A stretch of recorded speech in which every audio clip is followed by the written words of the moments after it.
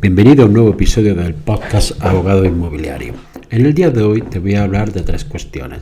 La primera de ellas es si el vendedor de un bien inmueble tiene responsabilidad por ocultar una derrama extraordinaria que hay en su comunidad de propietarios. En segundo lugar, de algunas medidas que ha tomado la Audiencia Provincial de Girona contra la ocupación. Y por último, te haré un breve comentario sobre qué significa venta como cuerpo cierto. Quédate, que esto te puede interesar.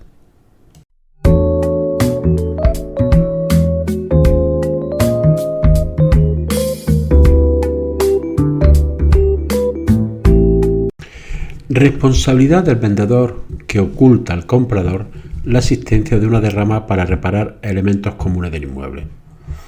Puede ser que cuando estemos ante una compraventa de una vivienda, el vendedor no informa al comprador de la existencia de una derrama extraordinaria para hacer frente a la reparación de, por ejemplo, cubierta del edificio, portal, que se haya aprobado mediante acuerdo de la Junta Propietarios, celebrada unos días antes de firmar el contrato privado de compraventa.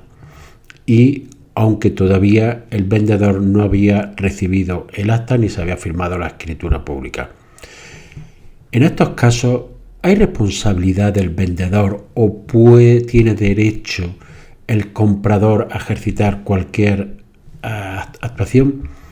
Aquí el problema que nos planteamos es que puede darse una gran casuística. Habrá que estar a las circunstancias concretas del caso porque puede variar mucho la actuación que se haya dado o no. Habrá que ver el conocimiento que tenía el vendedor de las medidas adoptadas, habrá que tener en cuenta si el comprador ha actuado con la debida diligencia a la hora de informarse por la comunidad o en caso de que haya intervenido intermediación inmobiliaria, se han informado de esta cuestión al comprador, etcétera, etcétera. Es decir, hay que estar en las circunstancias del caso concreto. Pero también hay que tener en consideración que el hecho de que se realice una derrama extraordinaria para mejora del edificio va a suponer un aumento del valor del mismo, por lo cual va a beneficiar al comprador. También puede ser que el hecho de que sean, por ejemplo, pocos vecinos y esta derrama suponga un gran aporte económico que a lo mejor el comprador no hubiera realizado la compraventa en caso de conocerlo. Por eso hay que ver cada situación en caso concreto. Por eso hay que actuar, como digo, con todas las reservas para dar una solución genérica, sino que hay que estar a cada caso concreto y a los diferentes pactos que se hayan podido establecer en el contrato. Lo normal, si el vendedor tiene conocimiento y si la reunión se ha celebrado ya, es que se haga la transmisión de ese acta o de ese conocimiento por parte del vendedor al comprador. Pero podría también esta conducta del vendedor ser considerada dolosa por omisión. Si bien habría que ver si sería suficiente para dar lugar a la nulidad del contrato, aunque en principio, como regla general, sería que no, pero sí podría dar lugar a una indemnización de los daños y perjuicios causados al comprador conforme establece el Código Civil. Pero para que exista este dolo hay que tener en cuenta que el Tribunal Supremo establece unos requisitos para acreditar su existencia, que deben de darse y probarse debidamente. En primer lugar, una conducta insidiosa, intencionada o dirigida a provocar este desconocimiento, utilizando para ello palabras o maquinaciones adecuadas. Que la voluntad del declarante quede viciada por haberse emitido sin la natural libertad y conocimiento a causa del engaño, coacción u otra insidiosa influencia. Que sea grave si se trata de anular el contrato y que no haya sido causado por un tercero ni empleado por las dos partes contratantes, no requiriéndose el especial ánimo de perjudicar con el negocio, sino que basta que la conducta activa o negativa obedezca al propósito de inducir a la contraparte a realizar la declaración viciada. Estos son los criterios que establece el Tribunal Supremo para que exista este dolo. Además, Igualmente existe dolo cuando una de las partes calla o no informa debidamente a la otra parte de hechos o circunstancias influyentes y determinantes para la conclusión del negocio jurídico. Además, cabría la posibilidad de reclamar, en base a lo que esta doctrina del Tribunal Supremo, sería acudir al artículo 1483 del Código Civil, en la que supuestos similares han determinado que si bien las derramas no son un derecho real o de gravamen que afecta a la vivienda, esa obligación de pago debe de ser asimilada al concepto de carga que establece el artículo 1483 del Código Civil y por tanto daría derecho al comprador a recibir una indemnización siempre y cuando la reclamación se produzca dentro de los plazos establecidos en dicho precepto. Es decir, hay un plazo muy limitado para reclamar de 6 meses y se debe de acreditar todas estas circunstancias para que dé lugar a esa indemnización de daños y perjuicios. Te recuerdo que puedes realizar consultas a través de mi página web abogadoinmobiliario.com y que también te puedes suscribir a la lista de email en la misma página. El segundo de los aspectos que te voy a tratar muy brevemente son unas medidas que ha adoptado la Audiencia Provincial de Girona contra la ocupación. Esta noticia se ha hecho viral hace poco porque es un paso adelante en la lucha contra la ocupación que dan los jueces. La verdad, porque los políticos sinceramente no hacen nada. Hay muchas propuestas de personas influyentes en el ámbito del derecho, de colegios de abogados, que están haciendo continuamente propuestas para acabar con este problema, en las que, entre otras cosas, se propone que exista una medida cautelar que se ejecute con rapidez. Sobre todo también se quiere que se le dé más autoridad y facultades a los cuerpos y fuerzas de seguridad del Estado para que tengan facultades para actuar en un plazo breve para proceder a la desocupación de la vivienda, como ocurre en numerosos países de nuestro entorno europeo. Pues bien, esta audiencia provincial, ante la inactividad de la administración y de los políticos, ha establecido, concretamente las secciones de lo penal de la Audiencia Provincial de Girona, firmaron un acuerdo por el cual habilitan a la policía la posibilidad de actuar en las primeras 24 horas de la ocupación. Al parecer, este procedimiento sería por vía de urgencia y la policía tiene que actuar, cosa que hasta ahora no está haciendo porque no tenían autorización para ello. La habilitación a las fuerzas del orden es fundamental para poder terminar con la ocupación. La mayoría de los juristas consideran que sería deseable que dicha medida adoptada por esta audiencia provincial se extendiera a las demás audiencias provinciales de España y también para otro tipo de delitos con eso. ¿Qué es lo que se trata con esta medida? Pues frenar la escalada de delitos porque el derecho a ocupar no existe, según manifiesta en el comunicado de esta audiencia provincial. La función social de la propiedad tiene un límite y no aparece en el artículo 245 del Código Penal, con independencia que las administraciones tengan que tomar medidas para ayudar a las personas que estén en situación de vulnerabilidad o necesiten esta ayuda para acceder a una vivienda digna.